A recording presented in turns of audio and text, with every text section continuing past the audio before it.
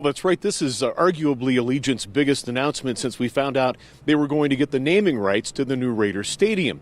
Some of the cities being added to their flight list include Chicago, Houston, and Boston. Coincidentally, all three of those cities have NFL teams, and likely a lot of fans who will want to fly to Las Vegas to watch their team play at Allegiant Stadium.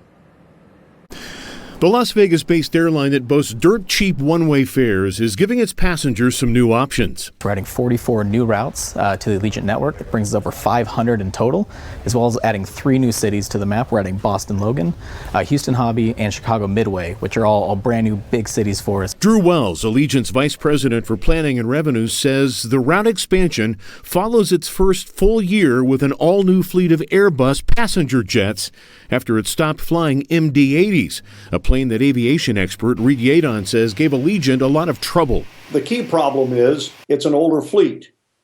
And when you have an older fleet of airplanes, more things happen to them, and they happen more frequently. Along with new jets, the low-cost air carrier took another huge step in its growth by securing the naming rights for the new home of Raider Nation, Allegiant Stadium.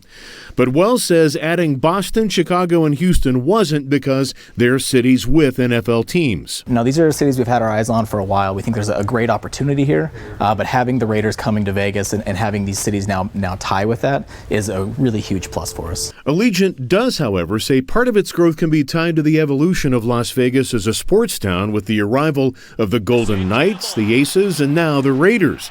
And because of its flexibility, Allegiant sees opportunities to add flights to accommodate fans from other cities who might not otherwise be able to afford a trip to Allegiant Stadium. We have Oakland, Vegas that we run and will run a lot during the NFL season, but we're very much looking forward to potentially adding flights to cities we don't necessarily serve right now or connect to Vegas in order to bring fans in and really celebrate, Raider weekends.